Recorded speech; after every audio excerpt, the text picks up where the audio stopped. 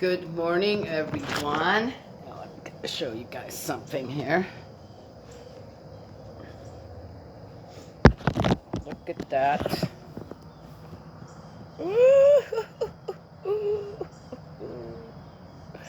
Oh, hello, little bee. Look at you. Oh, you're looking for something good, aren't you? That's a loofah, by the way.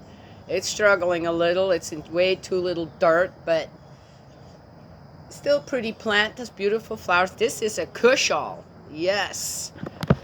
That was, came out of our manure pile again. My youngest one came to visit and brought me that. They just finished a mural in our county, and she went by the farm and brought me that. And then my husband came and brought me some zucchinis. Lots of them. Made the best zucchini thing last night. Zucchini, oh my gosh. I love it. Anyway, so there it is. I got some of my vegetables, yes. And that kushal is huge. It probably would have grown even bigger, but she said, Mom, I was worried that, because okay. So she brought it here. Oh, kushals it's a real old timey squash type kushals are. And they stay over the whole winter, right? They stay good. And so much. Look at that. I mean, did you see the size of that? Yeah. There you go, right? Yum. Anywho, so let's get started. Friday. Today's Friday. I thought it was going to be Thursday, and then I realized, it's going to be Friday. Oh. Already again? My hair, the humidity here, it messes with my hair. Who cares, right? It's cool this morning. We've had a very cool August so far.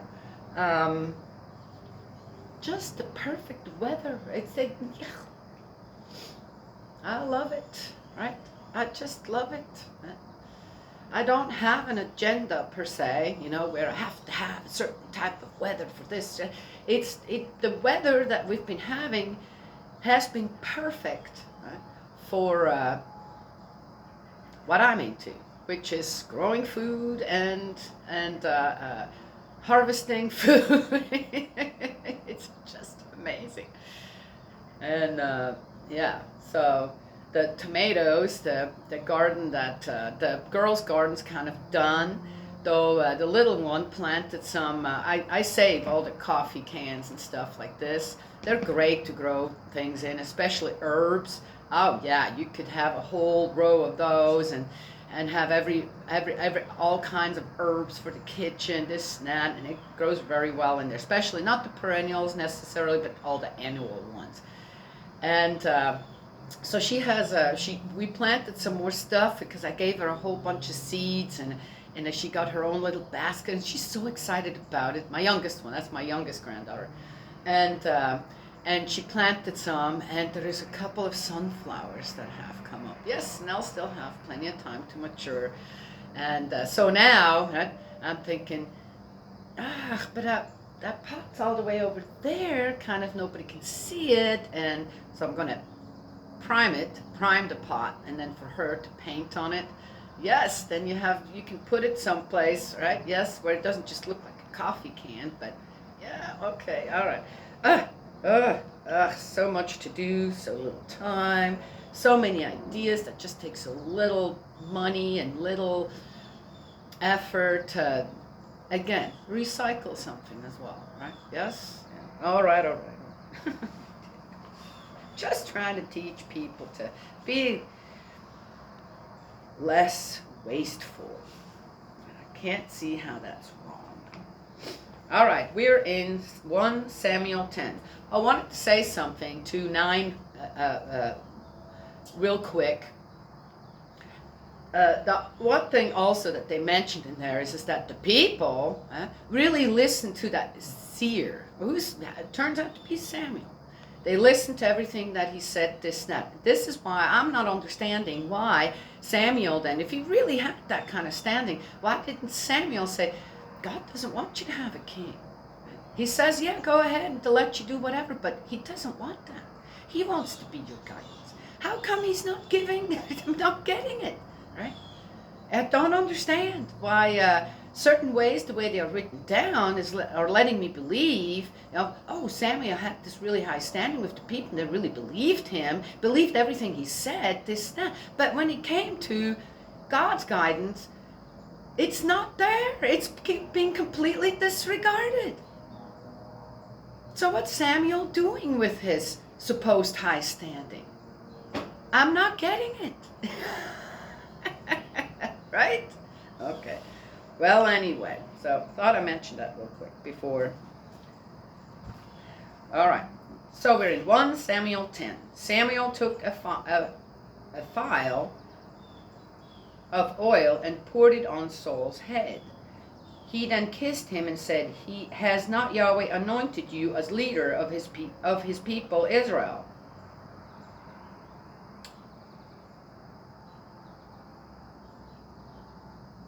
Wait a minute.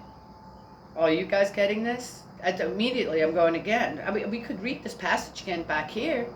What did God say? Okay, you go ahead and you tell the people to do whatever they want. They've given up. I mean, they don't care about me. Yet here Samuel says, Yahweh anointed you as leader of his people Israel. That's not true. Samuel just did that. At the request of the people. God has nothing to do with us. Yet, how is it written down? Again, how is it written down? You are the man who is to govern Yahweh's people and save them from the power of the enemies surrounding them. I thought there was 20 years of peace and harmony while Samuel was there. So, who are they going to go in war against? All right. You see this? Yeah, okay, I'm just saying. The sign for you that Yahweh has anointed you as prince of his heritage is this. After leaving me today, you will meet 2 men near the tomb of Rachel on the frontier of Benjamin. And they will say to you, the donkeys which you went looking for have been found, and your father has lost interest in the matter of the donkeys and is worrying about you and wondering, what am I to do about my son? Okay. Samuel is a traveling dude as well, and he just got there. So my feeling is that he heard from some others that, hey, there's a bunch of donkeys. I'm just saying. Okay, going on from there, you will come to the oak of Tabor, where you will meet 3 men going up to God at Bethel. One will be carrying 3 kids, one 3 loaves of bread, and the third a skin of wine. They will greet you and give you 2 loaves of bread, which you must accept from them. After this you will come to Gibeah of God, where the Philistine garrison is. And when you are just outside the town, you will meet a group of prophets coming down from the high place, headed by lyre, tambourine, pipe, and harp. They will be in a state of ecstasy.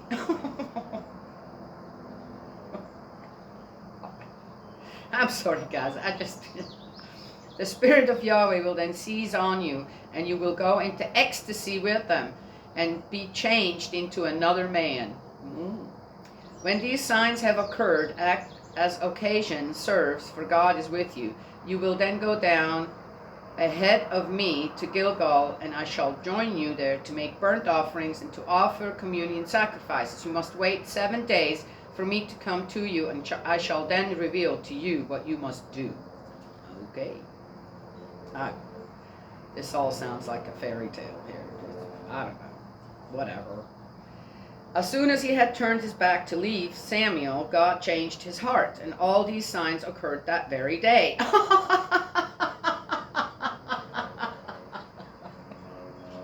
Okay. Oh, something didn't quite go right.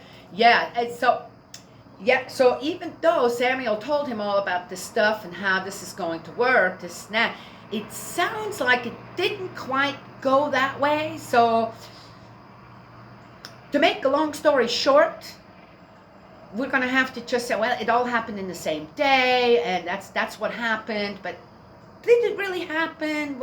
Well, okay, but you know. I wasn't there, right? Can't really ask. I could. Again, well, you're reading it.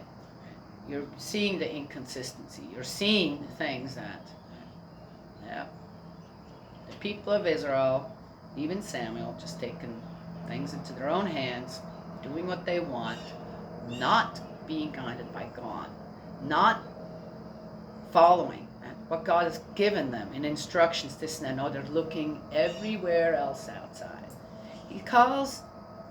Samuel tells Saul, you will be placed in leadership for, and also then to take care of our enemies, right? Yet, their enemies are exactly what they're looking at, their gods, the king, this and that. How does that make sense? If they would really perceive them as enemies, would they want to follow what they're doing? But they are. You see? It's just weird. How does this make sense? Again, it's about the reputation of God. Let's not confuse man-made arrangements with God's arrangements. Right? Yes? Okay. That's something to learn from here. From there they came to Gibeah, and there was a group of prophets coming to meet him. The Spirit of God seized on him, and he fell into ecstasy with them. Seeing him prophesying with the prophets, all the people who had known him previously said to one another, what has come over the son of Kish? Is Saul one of the prophets too? And one of the local people retorted, but who is their father? Hence the origin of the proverb, is Saul one of the prophets too? Oh, okay. Oh, they're questioning that. It's not a When he came out of his ecstasy, he went into Gibeah. Saul's uncle asked him and his servant, where have you been? Looking for the donkeys, he replied. And when we could not find them anywhere, we went to Samuel. Saul's uncle said, tell me please what Samuel said to you. Saul said to his uncle, he merely told us that the donkeys were already found, but did not mention anything that Samuel had said about the kingship. Oh, why not? Interesting. All right. Saul is designated king by lot. Oh!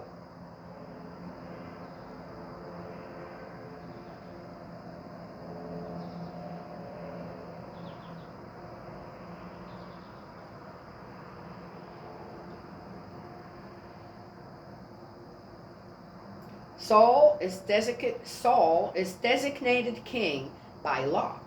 Oh, okay.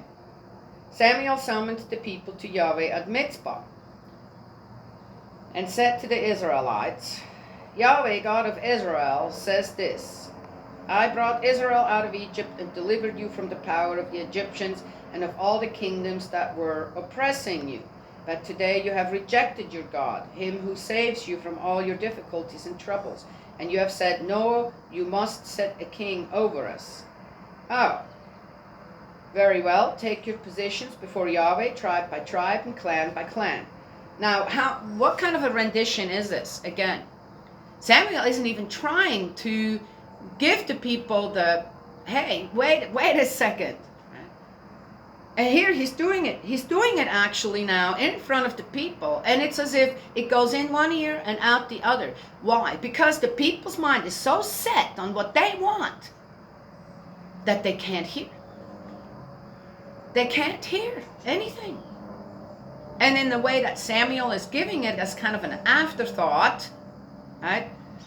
Matter of factly, that's kind of how it comes across. How did he just overhear? Give the kind of the prophecy or whatever to Saul about on how he's going to meet the three men with the loaves and the bread and the this and the that, and then on how the ones with all the people with him with the instruments, the prophets, and on how he's going to get into this ecstasy. Oh, and that's all preparation for him to become a king. And here, matter of factly, something really important that's really frustrating God is kind of, okay, well, just want to let you know this is how God feels. But he's good now. He's good now. He's good with what you want. It's not true. You see? Are you hearing this? You know, one says that you read the Bible, you get to know God's heart. You really do. If you hear God out of it. Yes?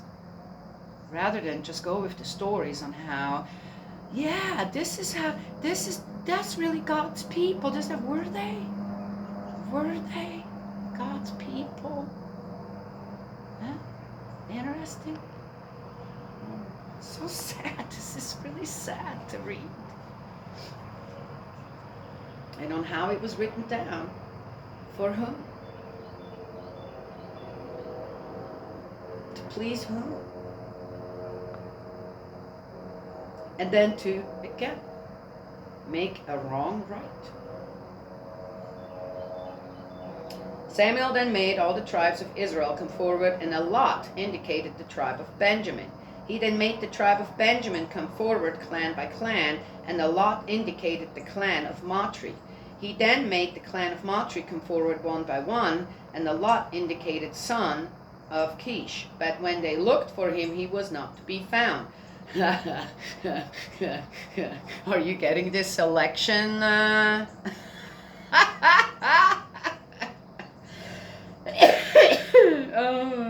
So what? They put all the... I wonder how they did that. Well, everybody believed Samuel. So, okay. All right. I'm not even going to go there. Okay. I mean, it was... Okay. I wonder if they would have done this properly. Who would have actually... Okay, all right. Daniela, I know. I find this really hilarious. Again, they consulted Yahweh. They did. As the man come here, Yahweh replied, there he is, hiding among the baggage. So they ran and fetched him out, and as he stood among the people, he was head and shoulders taller than any of them. Samuel then said to all the people, you have seen the man whom Yahweh has chosen, and that among the whole people he has no equal. And all the people acclaimed him, shouting, long live the king. Also, I wonder what that ecstasy thing was. They probably all got drunk. Well, they already had hard liquor and beer and stuff. Yeah, wine. Okay, I don't know about the beer. The beer may have come later. Well, anyway. Yeah, so he was, he's probably says, man, I can't go in front of him. I have a hangover. I can't come in front of all them people. Yeah. I mean, if he really had come across all this stuff that Samuel told him on how God had chosen him, and this is what's going to happen to you, so you know, and made him into a changed man that goes and hides somewhere, can't even face the people.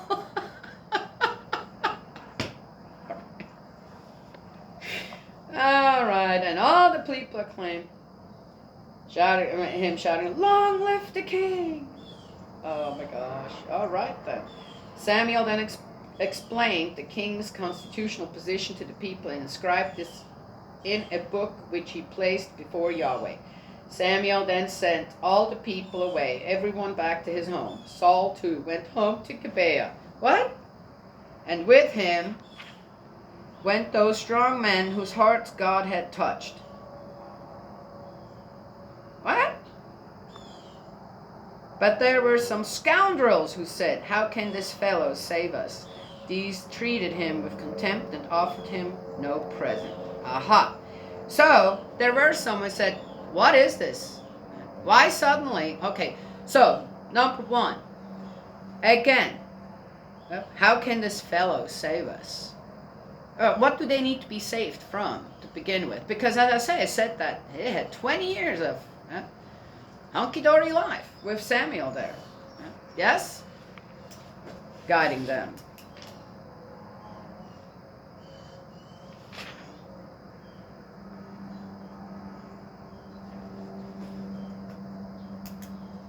So I wonder, were there some people who said, hey, wait a minute. Okay, how are they described here? Scoundrels. Well, okay. Well, they're questioning something that actually God questions too. Not only that, He says, no, that's not. No, you're turning away from me. And here it says, how's this guy going to save us? What is that? So the ones that actually considered the scoundrels. Now, number one, were they jealous? They wanted to be king. Is that it? It doesn't say. Or were they questioning, what? Why do we have to have suddenly a king? For what? What's that all about? Well, the people of Israel, they say, right, wanted a king. Well, who were those people? Who were the ones that wanted that? Was it everybody? It doesn't say. Yes? I think this just shows us again on how important leadership is. Yes? And on how... Was Samuel worried that if he actually followed God's guidance, truly Yahweh's guidance for the people of Israel, that then suddenly his high standing, everybody believed him about everything, this would have fallen? Because then suddenly Samuel would have had to tell the people, you guys are off the path again. You're veering off the path everywhere. We need to regroup here. You're not God's people anymore. You're not acting like it. No, he followed along with him rather than. Yes? And so here they got now some guy from what, the smallest tribe, from a family that has very, to no least standing, and put him in what kind of a position? And how is that son, Saul, how's he qualified for that position? Yes? Why doesn't Samuel just make himself king? Just saying. What would be the difference? No. As I said, it's a weird one, and definitely not what God's wishes are. God's will is. God's path is.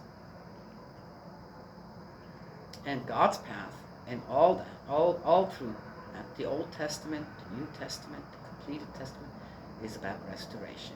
How do I get mankind on its proper path again?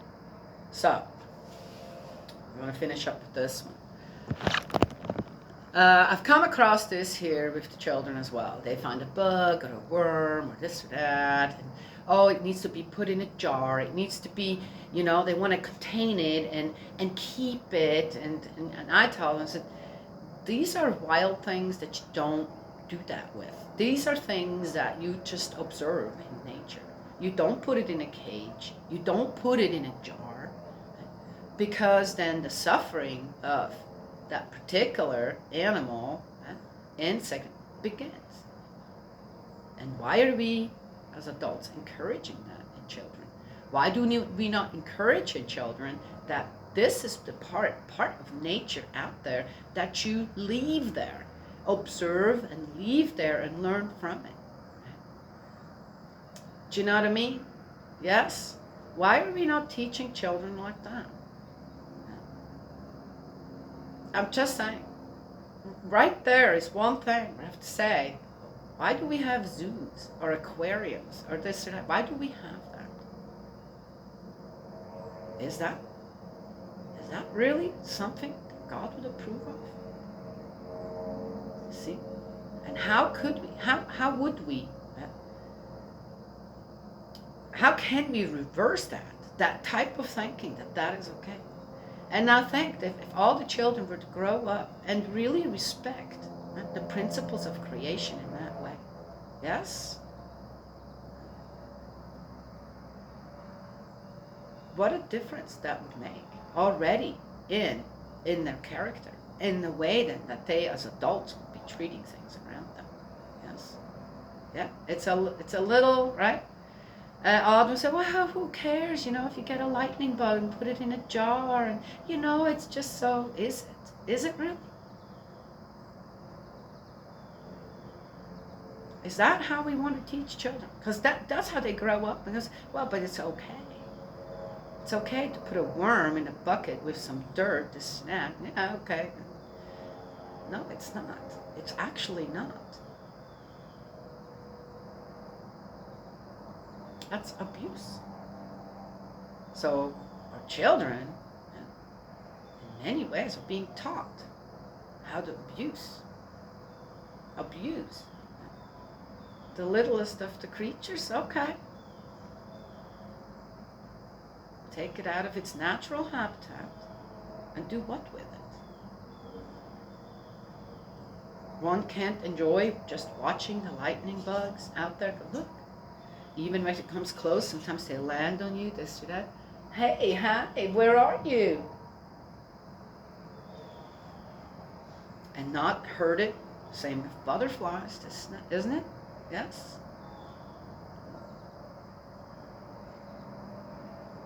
So, I've been teaching them all here. Said, no, we don't do that. That's not how God wants you to treat what He created for you to observe, yes, and study a little, yeah, as well. Learn more about it, what all these little animals, these insects are for, and how important they are for our ecosystem. That's what I've been doing with these children here. Yeah. Anyway. And of course, what can you eat? Right? Yes? Okay. Of it all. Well, anyway, so there it is. But that I thought, I said, this is right there. Right? And reading this here now, right there, on how one suddenly is in a belief where an absolute wrong is being made right. Yes. And it starts, then I'm thinking, okay, how children already are being raised to abuse and torture, in a way, animal life, small animal life. Yes.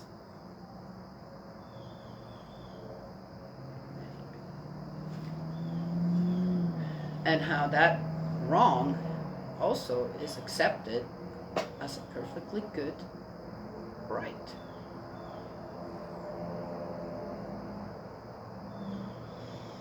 Okay, I must say, right? Yes?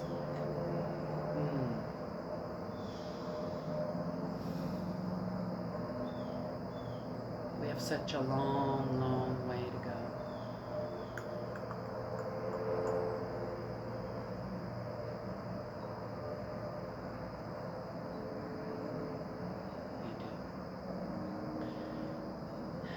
But at least there's some information about it out there. And best thing is to continue on, right? Yes? Yeah. I love making these videos. Yeah. I feel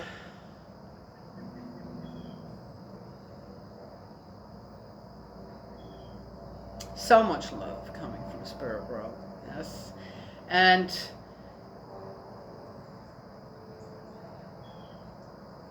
in so many ways, I feel just getting closer and closer to God's heart. Right? Most people just wait until you pass away, and then you hope you get a glimpse of God, right? What does it look like? How does God look like? What kind of presence is there going to be when it comes to that? So most people look forward to seeing Jesus, right? Yes? It doesn't have to be that way.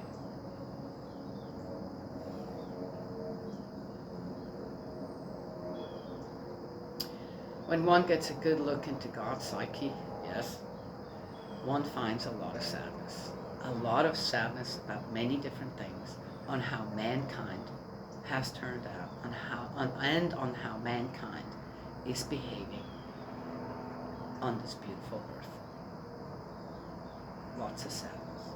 Yes, lots of it. Not angry, not mad, just sadness. And of course, if sadness always comes, hope. God has hope for us all. I do too. Someday, somewhere. Yes. God's love and blessings always. May He protect you, and I will talk to you another time.